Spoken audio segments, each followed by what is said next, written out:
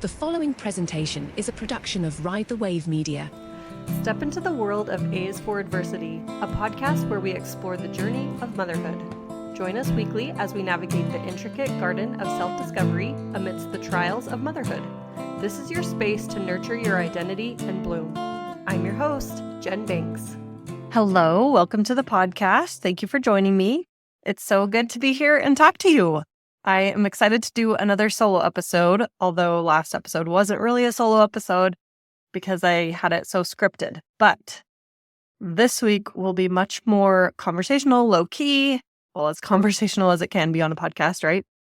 And I am batch recording because next week I leave on my author adventure. Oh my goodness, I'm going to write my book in a week. So follow me on Instagram to see how that's going at A's for Adversity.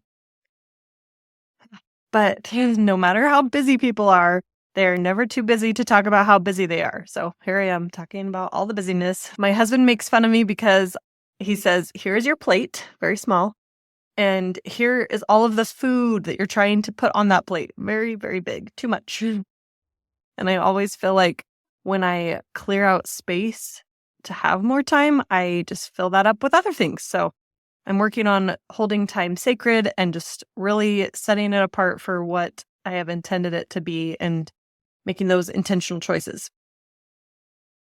Today's episode I am calling Icebergs and Illusions because I feel like we just have this idea or expectation in our head of how things could be, but when it really comes down to it, it's not any different than what we're currently doing. So not to be a downer either, but in just a way to examine our thoughts and what's going on in our minds. I'll give you them as an example, and then I will have a personal story for each one. So there are 5. The first illusion is I'd have so much time if ... The second is I'd have so much energy if ... The third, I'd have so much money if ... The fourth, I'd have so much influence if ... And the fifth, I'd have a much better relationship if ... Well, spoilers, there's no arrival unless you're talking about Google. You've arrived. Life is just a constant learning. We don't get to a certain destination or place in our life. There's always challenges, there's always problems, there's always joy, there's all sorts of things coming at us. We don't just get to the mountaintop and stay there. There's so much more to life than that. Crazy, huh? So let's go to the first one. And these are resources, more or less, or just things that we have in our life that I tried to narrow it down to. So the first one, I'd have so much more time if. And this one comes up for me a lot with my kids because when I'm with my kids, I think about all the things I could be doing when they're not there. And when my kids aren't there, then I think about all the things that I could be doing with them. It's just kind of a grass is greener sort of situation. But I do put my boys in daycare once a week on Wednesdays. And then I recently met a friend, or made a friend, I guess, who is a nurse. And she wants to trade 10 hours at a time so that she can pick up some extra shifts. And so on Monday, she watched my boys for 10 hours.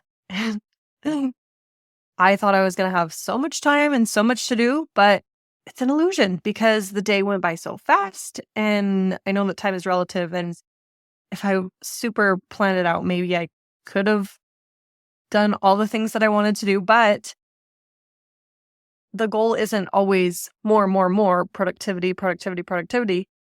You want to have time for relaxing. And so I exercised, I showered, I was playing with my oldest son who didn't go. I took him to school. I did some other jobs and responsibilities around the house. I did 1 or 2 things off my to-do list, and then it was already time to pick them up. So it's an illusion. If you feel like you would just have so much time if, it's not true. Your time would just be spent in different ways. And, we all only have 24 hours in a day. So just hoping that you and I can loosen up on that illusion that we would have more time if. The next one, I'd have so much more energy if. And what came up for me is just all the, what's the word? Appeal of outsourcing. There's so many things these days that you can outsource and so many ways that you can hire help or trade. But again, it's kind of like with our time. Your energy would just be exchanged in a different way. You'd be spending your energy in a different way. And the point I want to bring across as we discuss these is they open a window to what we want to increase in our life or what we want our life to look like. And that's so great. Anytime we can get insight into that, we can have more leverage over controlling it or influence about shaping our lives and how we want it to look and who we want to be. So lately, I haven't had a bandwidth, energy, you name it, for organizing my house. I love my house to be organized and I love everything in its place. And a lot of people say, oh, you have little kids. It's probably not the season for that. But I'm realizing how much it affects my mental space. It really clutters up my mind when my physical space is cluttered. And so I am going to hire some help to outsource that specific task. But again, if you outsource everything, then what would you be doing? Your energy would be going somewhere. It would be going to something. And we know work is good for us and there are things that are stimulating, but we can pick and choose what we want to outsource or if we should outsource. And again, that just comes from our desires, our shoulds, not societal shoulds. Your house can look however you want. And oftentimes a messy house does mean happy kids. And yeah, I just know that if I work a little bit more on that, then I'll clear a little bit of the headspace to focus on what else I want to spend my energy on. Next, I'd have so much money if. Mine would be if I was a better saver. There's a lot of ways to generate income and there's a lot of ways to spend that income. But again, time, money, energy, it's all just an indication of what we value, what we want in our life. And if I did save all that money, then I wouldn't have other things in my life. We always have heard if you say yes to something, you're saying no to something else or many other things. It's the implied no. And if we just hold on so tight to our money, then we're not going to be giving or even receiving because we're just so stuck on that set amount. I am very much a spender, and while I could and do try to rein it in a little bit, there are things that I enjoy spending my money on, just like you, I'm sure. I really love hosting parties and giving gifts and events. I don't buy tangible things very often, clothes, gadgets, latest and greatest fads, but I do enjoy, like I said, people and parties and gifts and all those things. Other people value travel, so they're spending their money on that. And again, it's just a window into what you do want in your life and how you want to live. Next is I'd have so much more influence if. The one that always gets me is if I just had more followers on Instagram. But I love the example that all you need is 100 true fans.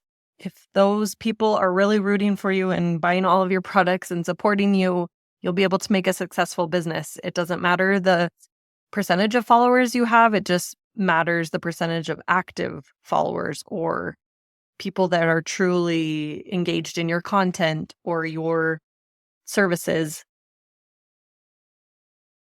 So regardless, it just matters. You don't have to have a platform, I guess is what I'm saying. You can do good in your sphere of influence and that's great. You could have a big influence on a small number of people and that's huge. Okay, and lastly, I'd have a much better relationship if. As I've learned from my friend Brenda, the restored wife, it's all about you in a relationship. If you were starting a new relationship, you'd still be bringing you along with it. So the more we can work on ourselves, that's what will influence our relationship. It won't change if our spouse just did something else or it was a certain way. You are the one that has control and you steer the ship. So I hope that helped in some way, just working through these illusions of we think life would be better if, or the grass would be greener if, but the grass really is greener where you water it. It's your perspective, it's what you're doing to shape your experience here and how you're using your resources. So the iceberg part of this episode is I feel like the things that I get done in a day are the things that would be appearing at the top of an iceberg. You've all seen that picture where the top of the iceberg is a much smaller piece that you can see on top than it is underneath the water below. And sometimes it gets frustrating because I just really want to tackle all those things under the water that are below the iceberg that are piling up, but it's not realistic to just knock them all out in one day or a short period of time. It takes time. And so as much as it is hard, I'm just trying to chip away at the bottom day by day as I do the things on top every day. And whether that means outsourcing a little bit or the way that I'm spending my time and money, if I need to change my perspective or the things that I'm focusing on, then that's what it means. One of my favorite little takeaways was just do one job every day. And job stood for just one bite. And again, we're just trucking along. We're in the trenches. We're doing it little by little, but over time it will amount to chipping away at that iceberg. And again, we never arrive. So I'm sure there will always be things that are added to it. But as we gain clarity on how we're spending our resources, what we're doing, we can direct our energy and time and money in the right direction. I hope you're doing well and having a great week, and I will talk to you again next week.